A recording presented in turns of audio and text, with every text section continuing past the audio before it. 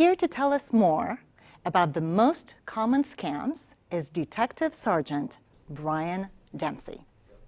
Thank you. Do you own a phone? How about a computer?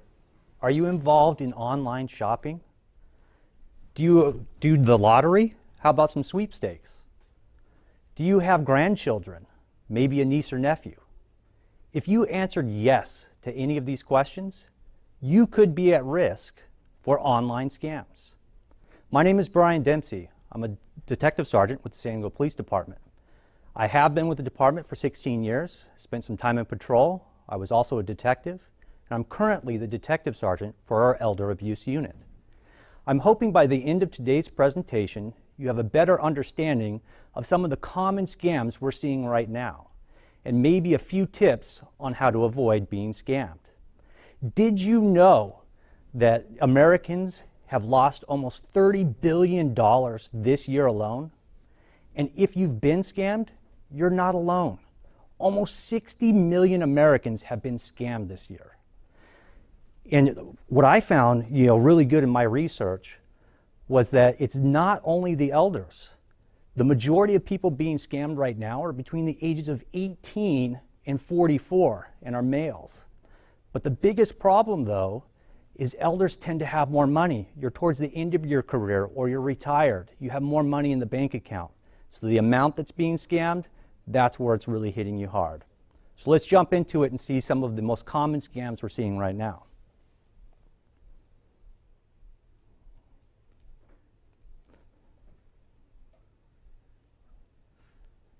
Oh, there we go. It's catching up. There we go. So the first one's going to be the romance scam. This is where we see our biggest losses. This one takes a little more time and coordination. Generally, our victim is meeting somebody online. It doesn't have to be through an online dating app. It could be over some kind of correspondence, could be some friend. But once that person gets in contact with them, they start to build a relationship. Now, this doesn't take a ton of time, but once they feel that they've gained enough rapport with that person, that's when they set their hooks in and set their trap. What it normally equates to is they say that they've had an accident, or maybe they're behind on some of their bills. And we're very compassionate people. And so we want to help them. But they have no intention of ever meeting with you or ever continuing this relationship. Once they get the money from you, they move on to their next victim. So make sure when you're online and dating that you're physically seeing this person, you're videoing with them. Maybe they're close to you, because most of these people are overseas. Our next major scam we call the granny scam. Doesn't mean that it has to be grandma, it can be grandpa as well. In this one, you're getting contacted by either somebody claiming to be an attorney or your actual loved one. They'll tell you that they were involved in an accident, and they need money for hospital bills. If it's an attorney, they're saying that your loved one was arrested and they need to get bailed out of jail. They rush it and say they need it now. They need that money to pay for the hospital. They need that money in order to get them out of jail. Make sure that you're calling your loved one, because 9 times out of 10, you'll call them and they'll ask you, what are you talking about? I'm fine. I'm at home. I'm at work. Why are you concerned? It's because they're trying to scam you. Once again, they're preying on your compassion. We want to help our loved ones. And they could be actually calling you legitimately about something that happened. But follow up on it. Make sure that they're okay or that they need your assistance and need your help. Our next scam we call the Amazon scam. But this could be any online site that you shop at. With Amazon, you can get it through text messages. I got one the other day, where it tells me, hey, your Amazon account has been hacked. It's got a number for you to call, maybe a link to a website. But in all of these, they're phishing. They're looking for that person to call that number.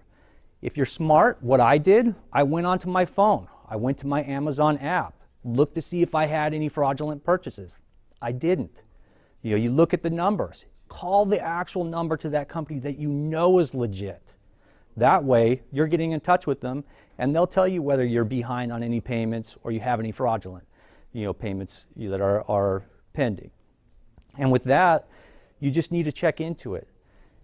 And with those Amazon scams, They know enough about you and about your information to make you believe they are legitimately from that company. And that's when they'll ask you to update your card information. Hey, I just want to confirm you're a card that we have with your account.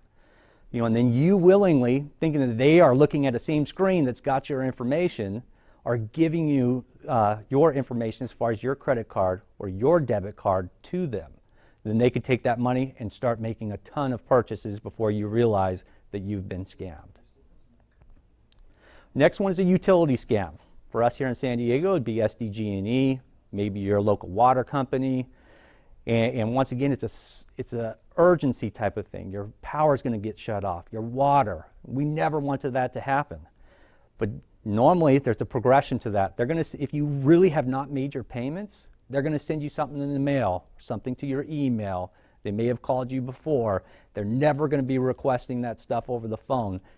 And for sure, they're not going to ask for you to buy gift cards in order to pay for those bills. No legitimate company is ever, I can't stress it enough, is ever going to ask for payment in gift cards. And a lot of times that's what they're doing. They keep you on the phone.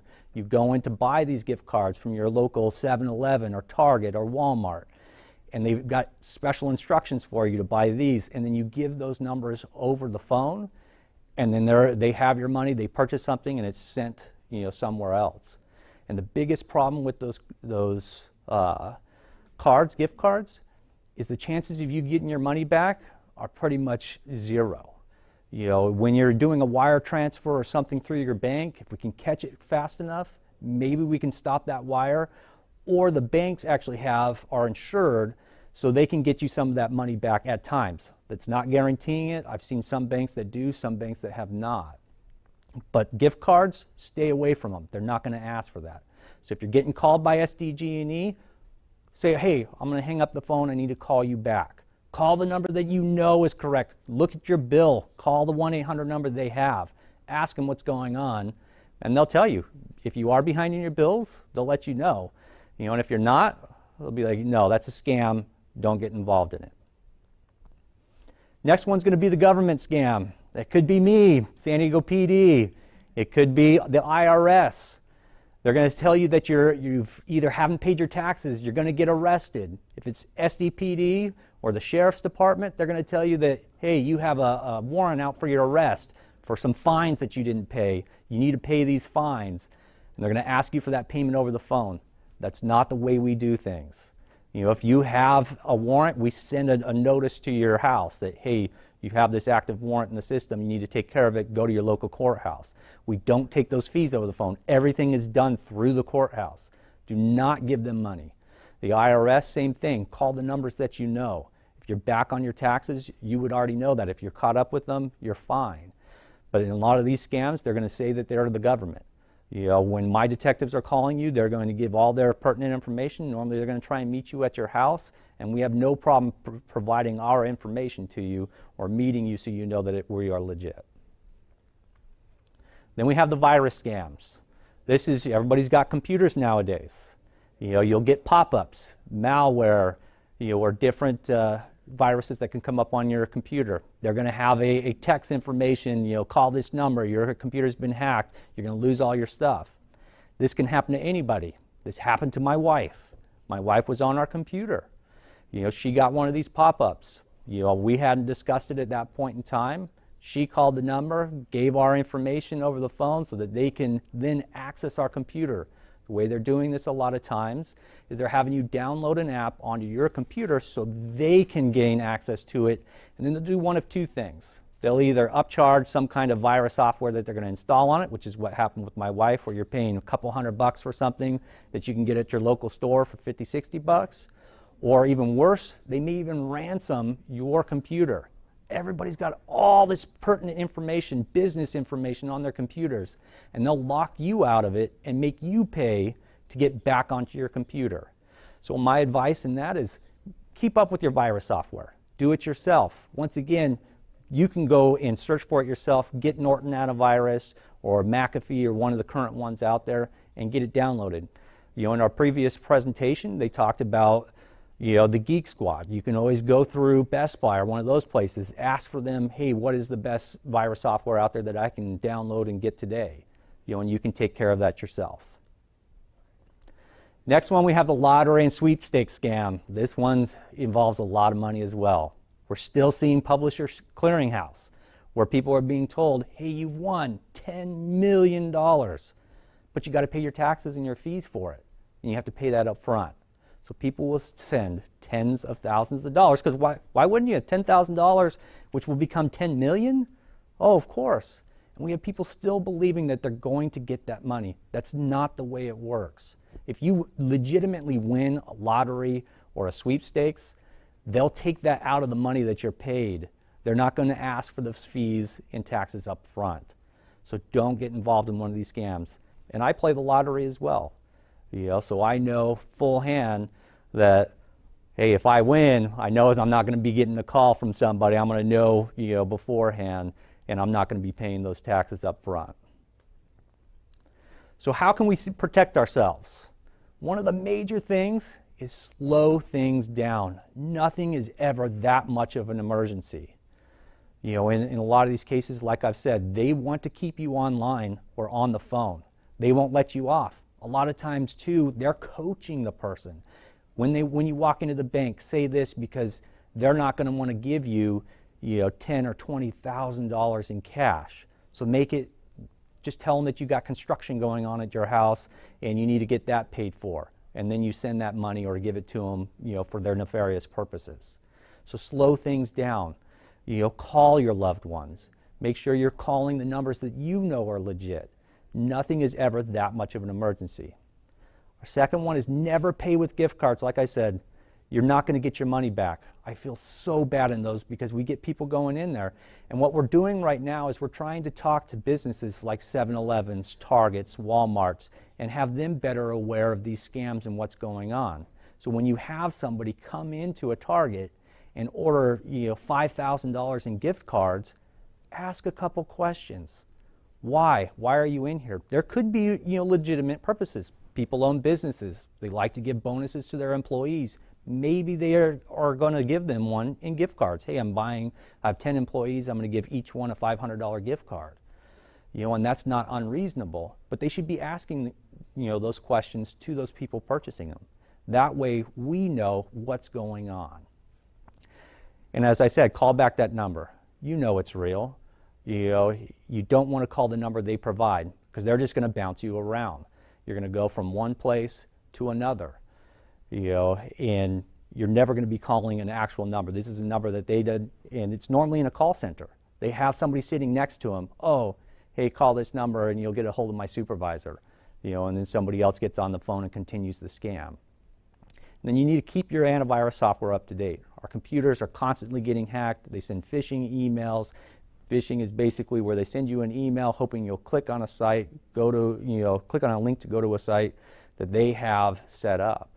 This way they can get you onto theirs, make it seem more legitimate for them so that you'll be fooled into paying the money that they want. And I need you to report your crimes. Most of these crimes are going unreported. Like I said, you're not alone. 60 million Americans this year alone have been victimized, by these scammers. And we need to report these. That way we can better try and track them. Now I'm going to be honest as far as what the San Diego Police Department is doing in trying to track down these suspects. It's difficult. 99% of our cases right now are not in San Diego. Our victims are in San Diego, but most of them are suspects. It may link to the East Coast, but eventually it goes overseas. We're seeing a lot in India. And then getting a local police department in order to get federal ties, in order to get over into those countries to shut those places down. But as we've said, $30 billion, it's too lucrative. We shut one place down in India, they'll pop another one up. So they do a few years in jail over there. It's worth it. The amount of money they're taking, compare it to a convenience store robbery where somebody comes in, ends up with 20 years because they're bringing in a gun and robbing a 7-Eleven, versus making millions of dollars and then going in for a couple of years, your family's taken care of, you come back right out and you do it again. So we need to report these so we can try and shut these places down. But the amount of work that we're able to do on the San Diego PD side, it's limited. We write a lot of search warrants. We're really trying to do that, and that's why we're trying to get this information out so we can have, one, less victims, two, we can better report them so we can see what exactly is going on so that we can continue to inform people like the Targets, like the Walmarts, that, hey, these scams are going on. We need to try and prevent that. And with that, I'll open it up to questions. Wow, excellent pointers, Bryan. Thank you so much. I especially like your advice of don't be in a rush. Nothing is that big of an emergency. Show them that you're smart. Delay it, call back. This was, I thought, excellent thing to remember if you don't remember anything else. So thank you for being engaged. Thank you for submitting your questions. Let's get to those questions. The first one comes from Dave and BJ. They're asking about virus scams. How do you remove the pop-up windows? Sometimes you can't just X out of them. Do we shut down the computer? Do we reboot? What do we do, Bryan? A couple of different things. Obviously, one, you got to keep your virus software up to date, your antivirus software. So when you get that installed, make sure that normally they have a yearly subscription, that you're resubscribing to that. But once it physically has popped up, if you're not allowed to X out of it, a lot of times on the actual taskbar down below, you can then click on that, and, like a right click, and click Close Window. Or you can go Control-Alt-Delete. Most Windows-based software, Control-Alt-Delete will pull up your it's like a task manager, and you can close it from there.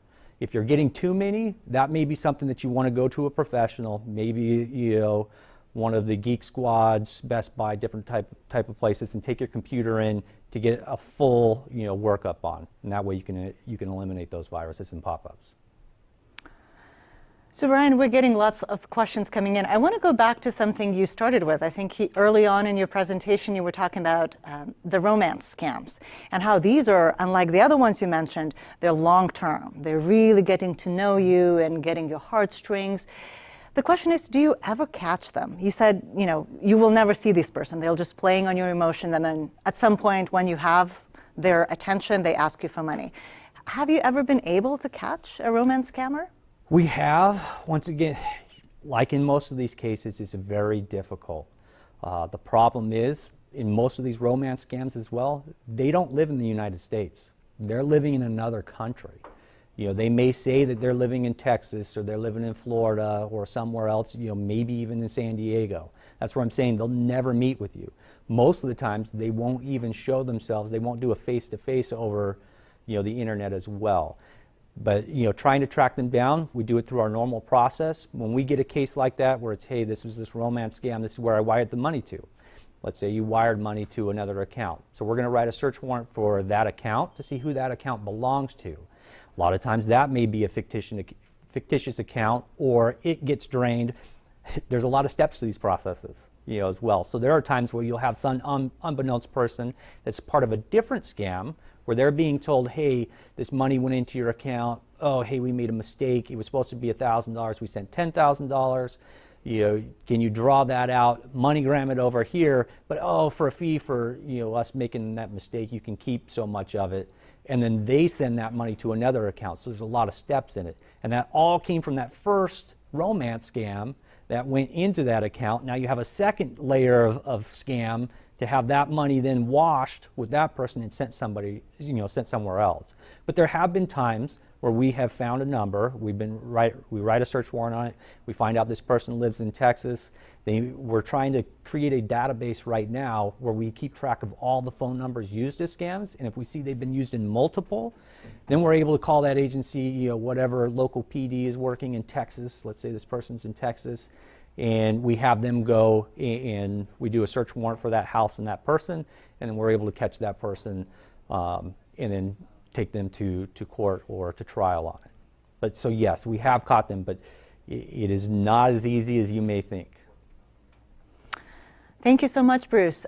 Here's the next question. So you've encouraged us to report these crimes, no matter which category they might fit into. So what's your advice to the viewers? Is there a national website, phone number? Do we call local and national? What's the best effort to report the crime? So there's a couple of different ways you can report it. That's a very good question. Definitely report it to your local agency. And that's going to be wherever either the crime occurred or where you reside. So if you reside in the city of San Diego, you would call San Diego PD. That'd be the 531-2000 number. And you would report that crime over the phone. You can also go to ic3.gov, ic3.gov, and you can report those crimes to them as well, and they try and keep a database. And you could do both at the same time.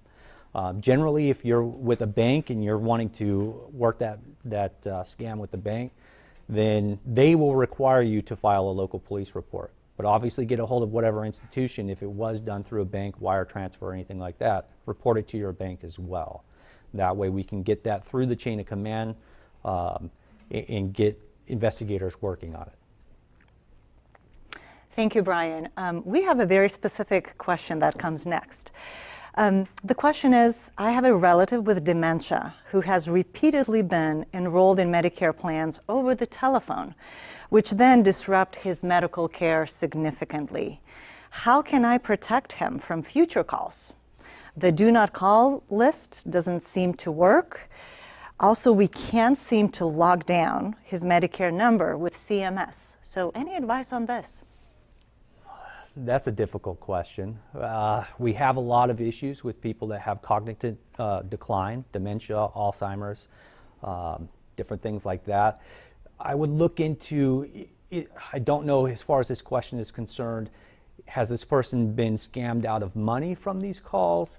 And in that, if they have been, obviously you're reporting that, but you can try and get a power of attorney so that somebody else handles their finances, so that that person doesn't have access to their bank, in order to make those payments. But you got to have somebody, obviously you have to have care for that person, because they can no longer do that for themselves. But if they're at that state of decline where they're constantly getting scammed, it may be prudent to look into a power of attorney or have a conservator over that person to keep that person's financial and physical well-being taken care of.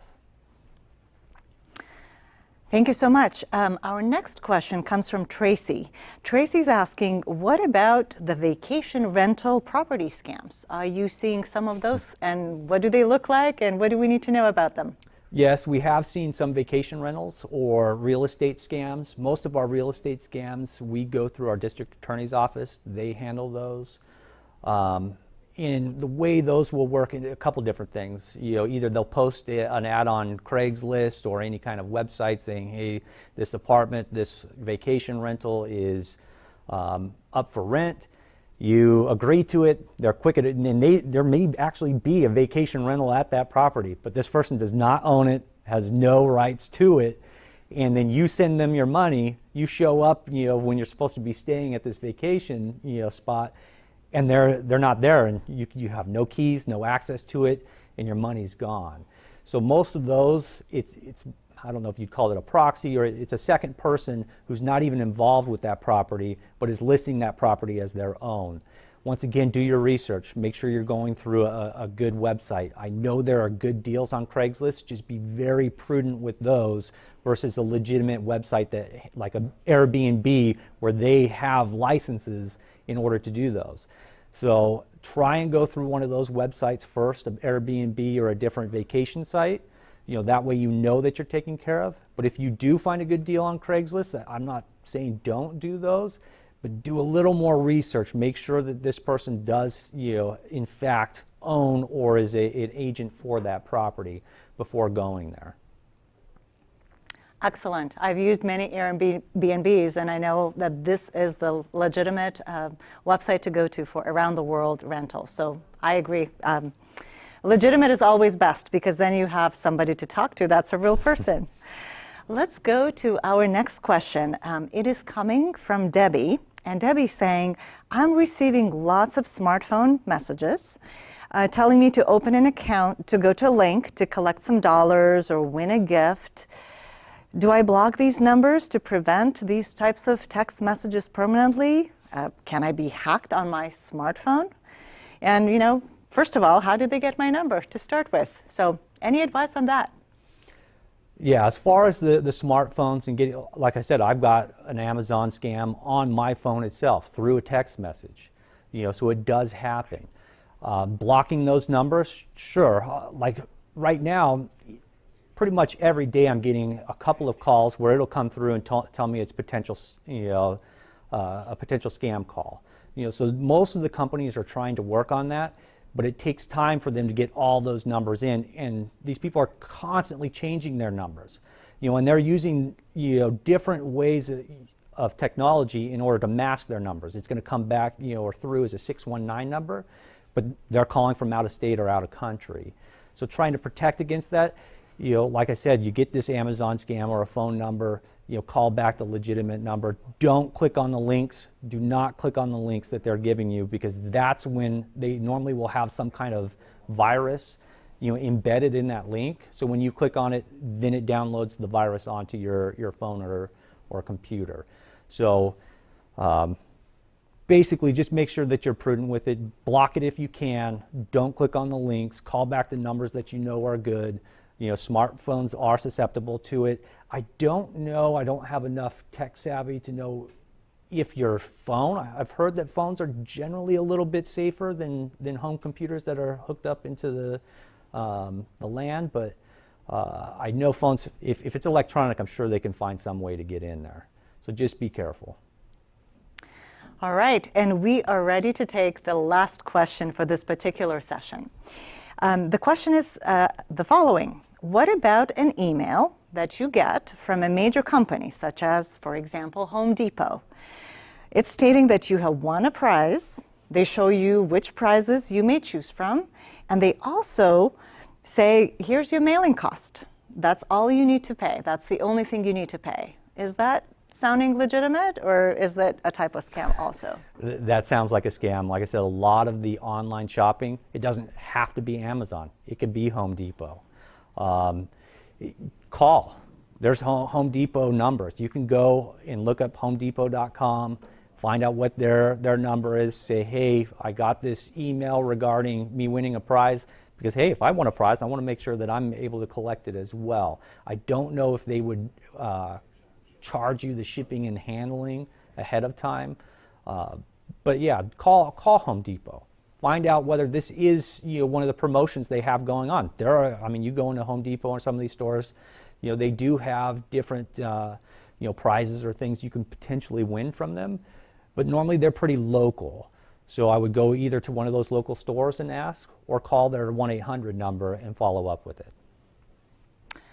Well said. Thank you so much, Bryan. We've covered a lot of ground, and thank you so much for your tips of how to deal with all of these and come into the day, each day, better prepared to know what is the right thing to do. Thank you.